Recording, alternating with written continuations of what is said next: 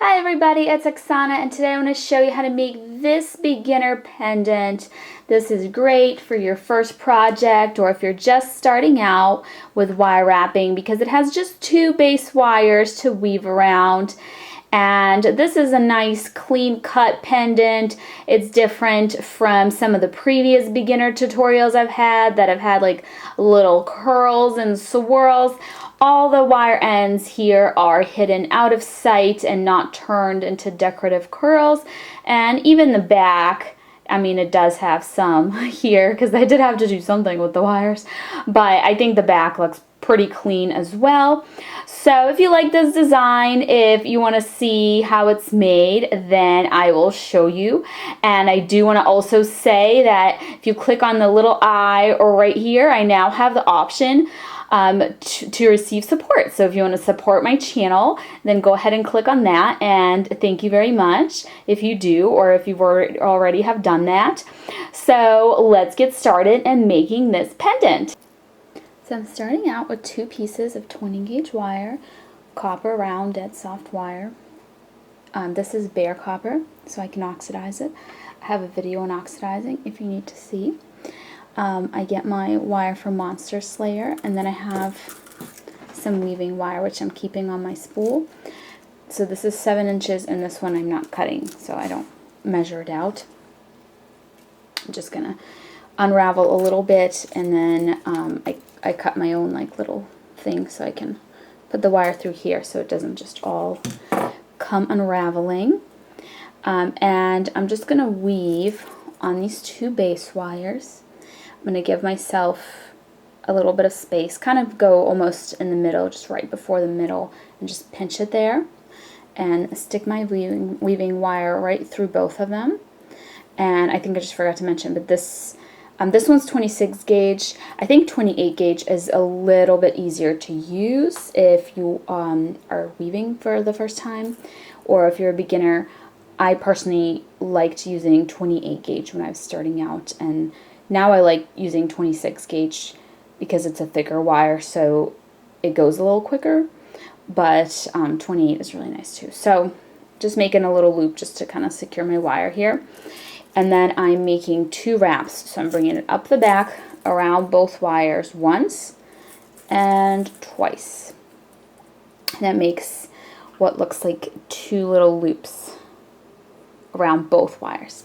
And now I'm bringing it in between towards the front and around, and in between and around just the bottom wire. So I did that 1, 2, I have 2 little loops. I'm going to do another 2, 3, 4. So now I'm doing around both again. This is a repeat. So 1, 2 around both. 1, 2, 3, and 4 around just the bottom. And I do have a video that has some different weaving patterns for just using 2 wires. So what I'm going to do is I'm going to keep going. This depends on the size of your bead. This is a bead I'm using. It's a little howlite bead. And what I'm going to do is put this little hole right here at the start of my weave, and then I'm just going to kind of like roll it. I know it's actually hard to do, but I think up here is where I would need to end. And you can start bending it and putting it next to your bead as you weave. Basically you want it to go from one hole to the other hole and cover the whole side and be bent to go around the side of your bead. And what you're going to do, once it's tall enough or close to being tall enough, we still have this weaving wire. You can continue if it ends up being not quite there yet. But you take these bottom wires and you bend one of them at a sharp 90-degree angle, and then you take your bead and you slide it on, and then you take this weave and you just gently bend it around the side of your stone.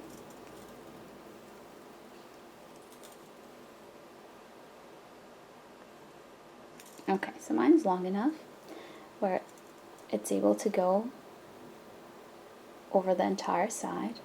So what you're going to do now is you're going to hold it in place, and you're going to bend these 2 wires back to the back, like this. Here's what it looks like. That holds it in place. So what you're going to do now is you're going to move your weaving wire just out of your way, and you have two of these wires in the back here. One is on top, one is on the bottom. Here's a back view. You're going to take this bottommost one, and you want to put it through. So your bead can turn. You can move your bead out of the way and put it through this hole. Here it is in the front.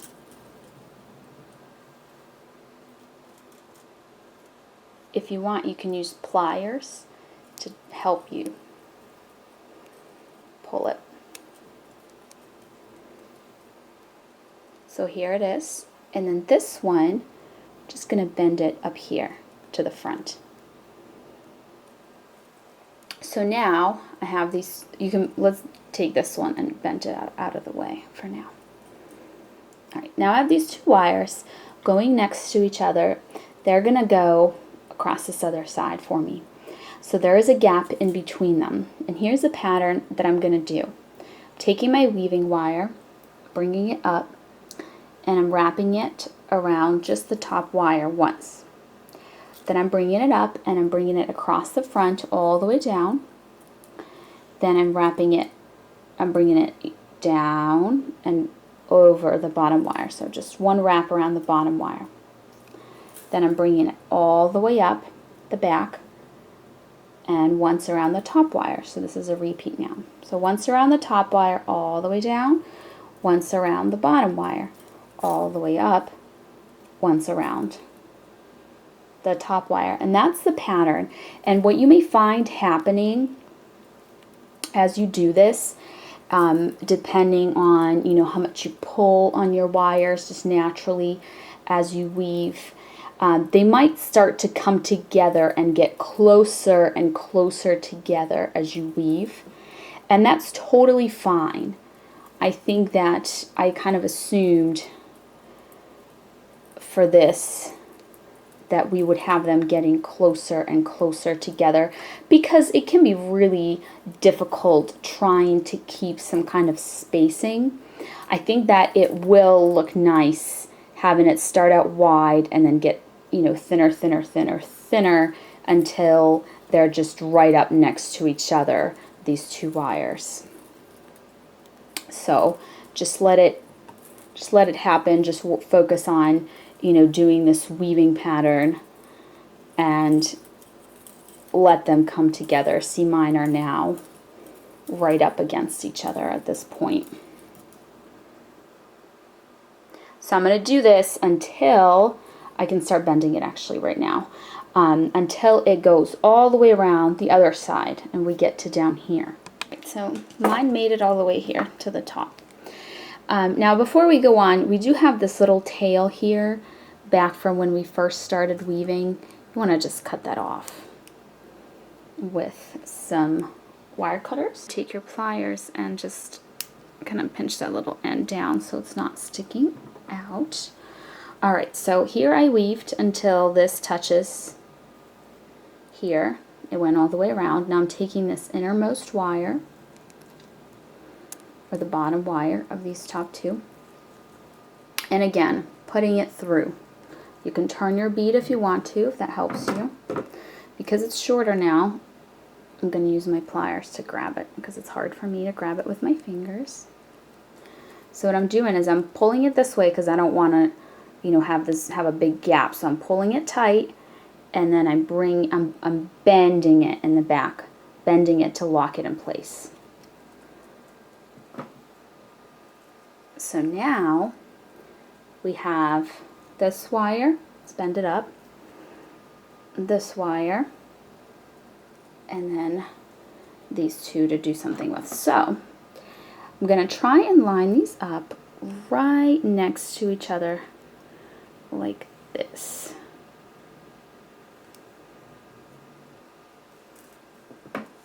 And you can do any of the patterns that we just did, this pattern or whatever you want, on these 2 wires here.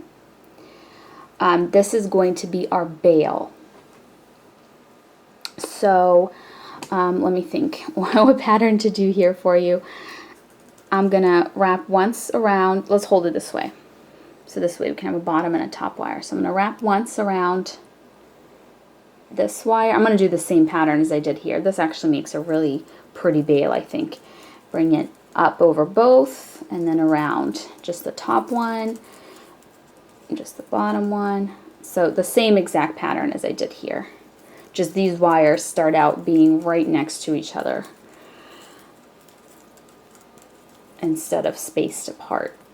So I'm going to do this. My wire here is pretty short, so that's pretty much going to be the height of my bail, or you know, the end of my bail, because I can't really go any higher than that.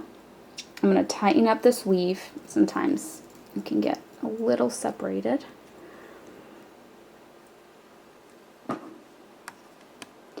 So once you weave up, basically the way this is going to work is, I'll just do this now. I'm going to bring it forward a little bit and then I'm going to bend it. See, this is going to form our bail. So depending on your chain that you're going to put through here, you might need, you know, a big opening if the chain has like a big clasp or something, or a little opening if it has a smaller clasp. But this is what we're going to do with it. So we're going to end by just wrapping a few times around one single wire to finish off this weaving wire, and then just cut it. And you can kind of pinch it if you want to. Mine is in the back, so you can't even really feel, like the where I cut it is back there. So what I'm going to do now, this little wire here, I'm going to curl it just because it's just a tiny little end. I don't want to have just an end of wire like that, but I'm just going to make a little loop with it using my round nose pliers. So now there's no point or anything. You can go back to the front, see how your bail is looking. Alright, so I think mine's good like this. So now you have this wire and this wire. I'm bringing this one down. So now they cross each other here in the back. And what we're going to do is we're going to cross them like this.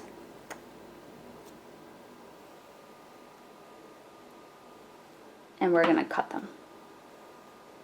Not super short, give yourself a little bit of space to grab onto that end with round nose pliers.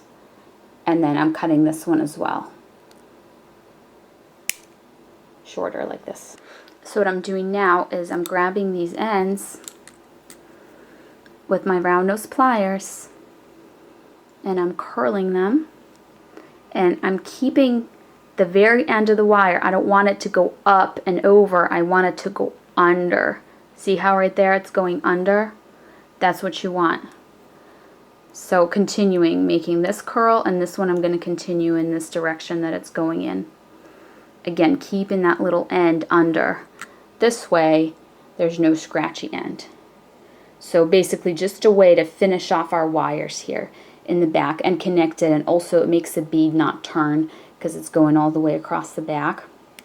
And you can take something flat and hard and just press down.